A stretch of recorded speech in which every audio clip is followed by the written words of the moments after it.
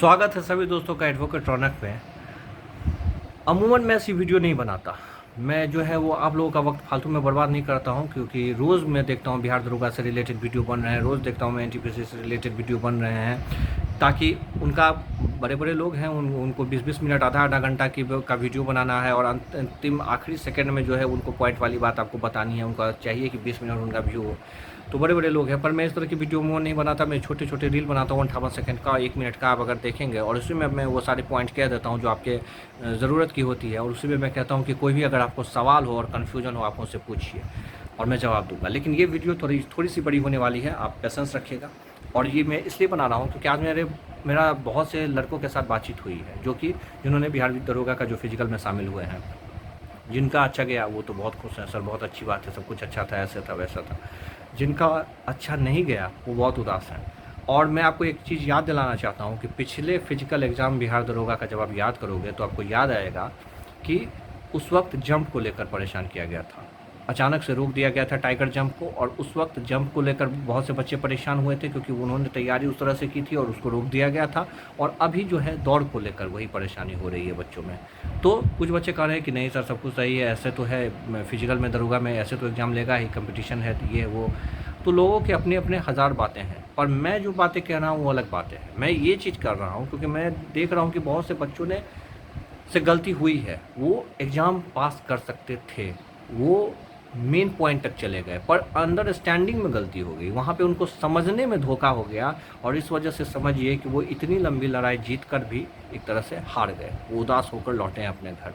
तो ये लड़ाई बहुत बड़ी है, तो उसमें अपनी तैयारी भी बड़ी रखनी होगी। पिछले बार आपको जंप में हुआ था, इस बार दौड़ में हुआ था। तो आयोग चाह रहा है आपके साथ खेल खेलना, वो चाह रहा है आपको इस तरीके से, मतलब लास्ट 11th आवर जिसको कहा जाता है, उसमें आकर आपके साथ कुछ कर देना कि आप जो है सो वहाँ से हार जाएँ, वहाँ से लौट जाए। पिछले बार जंप में हुआ था, इस बार दौड़ में हुआ है। और केवल ये दौड़ और जंप की बात नहीं है, मैं ये वीडियो इसलिए बना रहा हूँ क्योंकि विगत 2 वर्षों में मैंने बहुत सी चीज़ों का सामना किया है। वो सारी समस्याएँ आपकी हैं, लेकिन मैंने उन चीज़ों को फेस किया है क्योंकि मेरी ऐसी ज़िंदगी रही है। मैं यूनिवर्सिटी के टाइम में, कॉलेज लाइफ में भी मैं इन चीज़ों से जुड़ा हुआ था।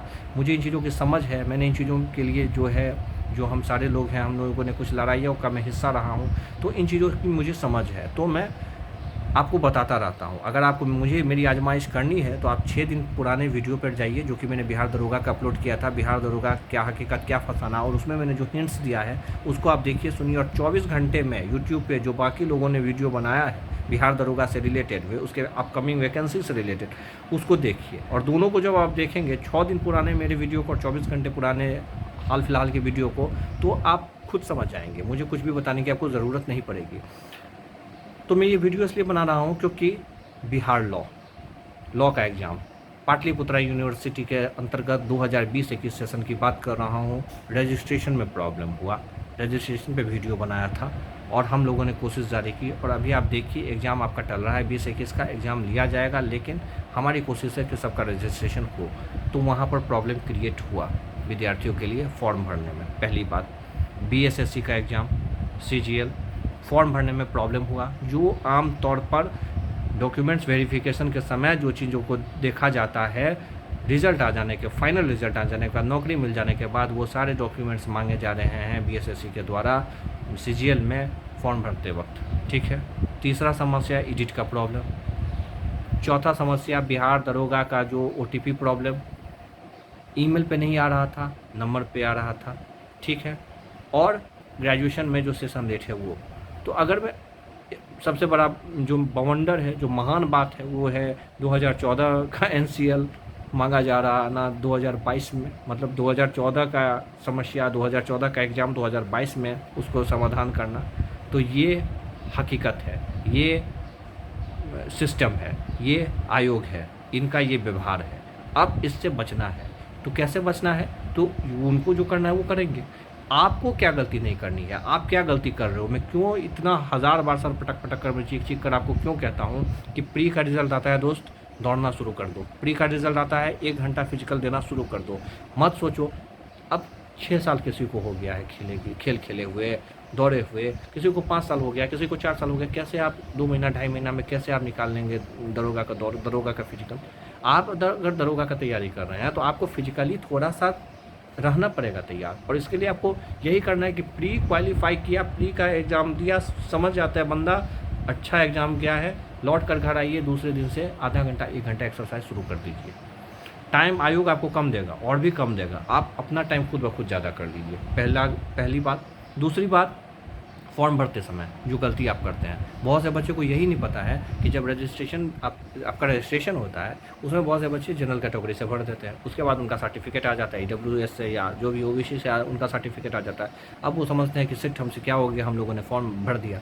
अरे तो तुम्हारा रजिस्ट्रेशन में कैटेगरी एडिट का ऑप्शन है, तुम जाकर पता करो, हो सकता है वहाँ पे तुम्हारा कैटेगरी एडिट का ऑप्शन हो, जो भी एग्ज़ाम तुमने दिया है, और तुम अपना जो EWS है या जो भी सर्टिफिकेट है OBC का है, तुम फ़ायदा उठा सकते हो, SC/ST का है जो भी है, फ़ायदा उठा सकते हो। ये दो गलतियाँ इसलिए मैं कह रहा हूँ क्योंकि जो बच्चे मुझसे अपनी समस्याएं शेयर कर रहे हैं, वो रो रहे हैं इन बातों को लेकर, वो बातें मैं आपसे कर रहा हूँ। जो स्मार्ट हैं, जिनको इन चीज़ों से परेशानी नहीं होती है, वो बहुत अच्छी बात है, लेकिन जिनको होती है वो सुने इस बात को। तीसरी बात, कैटेगरी को लेकर कन्फ्यूजन, सर OBC से इतना ही सीट है, सर जनरल से भर देंगे। अब वो जनरल को कुछ अलग चीज़ समझते हैं, जनरल से आप भर देंगे तो जनरल वाला कट ऑफ लाना पड़ेगा। अगर आप OBC से भरेंगे और आपको जनरल में नंबर चाहिए, और अगर आप ज़्यादा नंबर ले आते हैं, OBC में आपने भर दिया, आपका कट ऑफ इतना पे आ गया, मान लीजिए 90 पे कट ऑफ चला गया, कोई भी एग्ज़ाम है 90, उसमें जनरल से भी ऊपर जा रहा है कट ऑफ, आपका 90 तक चला गया, तो आपको क्या किया जाएगा, आपको जनरल में रखा जाएगा, लेकिन उसमें ये देखा जाएगा कि क्या आपकी आयु जो है वो जनरल को मैच करती है। अगर आपकी आयु जनरल को मैच कर रहा है तो फिर आपको जनरल में रखा जाएगा। अगर आपका आयु जो है वो जनरल से ज़्यादा है तो फिर यहाँ पे OBC कैटेगरी के थ्रू जो आपने फॉर्म भरा है उसका आपको फ़ायदा होगा और आपको आयु में छूट मिलेगी और आपको OBC कैटेगरी के तहत ही रखा जाएगा। तो ऐसे कंडीशन में क्या होता है, ऐसे कंडीशन में आपको सुनने को मिलता है कि इस बार OBC कैटेगरी का कट ऑफ जनरल से ज़्यादा हुआ है। ये जो आप सुनते हैं, ये जो आप पढ़ते हैं, ये जो यूट्यूब पे देखते हैं कि इस बार SC/ST का कट ऑफ ये चला गया, इसका ये चला गया, वो क्यों जाता है? वो यही जाता है कि वो जिस कैटेगरी के रहते हैं वो ज़्यादा नंबर उससे ले आते हैं, वो जनरल कैटेगरी से भी ज़्यादा नंबर ले आते हैं, लेकिन उनका एज का जो रहता है लोचा, वो क्या होता है, उनको कैटेगरी के तहत एज में छूट मिल जाती है, तो उस कैटेगरी का कट ऑफ ज़्यादा चला जाता है, रिजर्वेशन वाले का कट ऑफ ज़्यादा चला जाता है जनरल से। तो इन चीज़ों का कंसेप्ट क्लियर कीजिए, इन चीज़ों में आपकी गलती होती है, इन चीज़ों से जो है, इन चीज़ों के लिए तैयार रहा कीजिए, पहली बात। दूसरी बात कि अगर आप जो फॉर्म भर रहे हैं उसमें बाकी जो गलती होती है, लेकिन मार्कशीट से रिलेटेड, एज से रिलेटेड, जो डेट ऑफ बर्थ आप भरते हैं मैट्रिक वाला ही भरिए। आप हमेशा देखते हैं एयरफोर्स का एग्ज़ाम हो या कुछ भी हो, वो मैट्रिकुलेशन वाले डेट ऑफ बर्थ को ही ज़्यादा तवज्जो देते हैं, तो आप भी उसी के हिसाब से चलिए। अपना जो फादर का स्पेलिंग भर रहे हैं, ये सब भर रहे हैं, तो उसी के हिसाब से चलिए।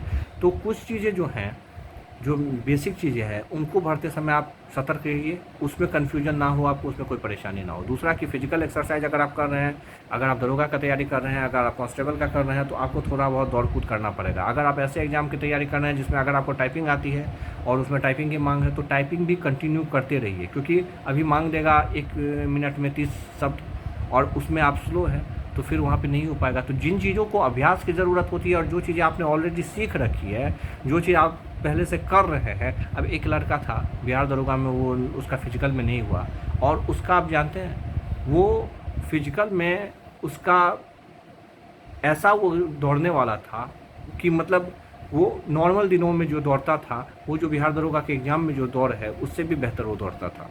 लेकिन 2 सालों से वो दौड़ा ही नहीं था, उसने दौड़ना कूदना छोड़ दिया था। वो अपनी तैयारी कर रहा था, वो देखता था कि कहीं किसी चीज़ में हो ही नहीं रहा, वो इसका इन चीज़ों से दिल उठ गया था। और 2 सालों में वो इतना ज़्यादा मतलब चेंज हो गया था फिजिकली कि वो एक छोटी सी दौड़ को हार गया, उस दौड़ को जो कि वो जीत सकता था, लेकिन उसके बारे में उसने सोचा ही नहीं, वो निराश हो गया था। तो कभी कभी जो निराशा है, जो नेगेटिविटी है, वो भी आपको पीछे ले जाती है, आप जीत कर बाजी हार जाते हैं। तो इन चीज़ों का ख्याल रखिए और इन चीज़ों का ध्यान रखिए। एडिट का ऑप्शन के लिए भी लड़ाई जारी है, उसका भी कुछ किया जाएगा। लॉ में जो है 2020-21 में एडमिशन लेना चाहते हैं तो कुछ कॉलेज में एडमिशन भी हो रहा है। आप पता लगाइए उन चीज़ों के बारे में कि आपके ज़िला में कौन कॉलेज में हो रहा है। बिहार में, यहाँ पटना में RPS में तो हो रहा है एडमिशन 2021-22 के सेशन में। 20-21 का तो एग्जाम होगा, 2021-22 सेशन में एडमिशन हो रहा है RPS में। और बाकी जगह पे पता लगाइए क्या हो रहा है, नहीं हो रहा है। अगर नहीं हो रहा है तो खाली मत बैठिए, एडमिशन लीजिए, लॉ की पढ़ाई कीजिए, कुछ ना कुछ कीजिए मतलब। और कोई भी सवाल हो तो सवाल कीजिए, मैं जवाब दूंगा। वीडियो पसंद आया हो तो चैनल को सब्सक्राइब कीजिए। हमारी लड़ाई एक है और आपको सही वक्त पे मैं सही इन्फॉर्मेशन देता रहूँगा, इतना यकीन रखिए। और शुभकामनाएं। जय हिंद।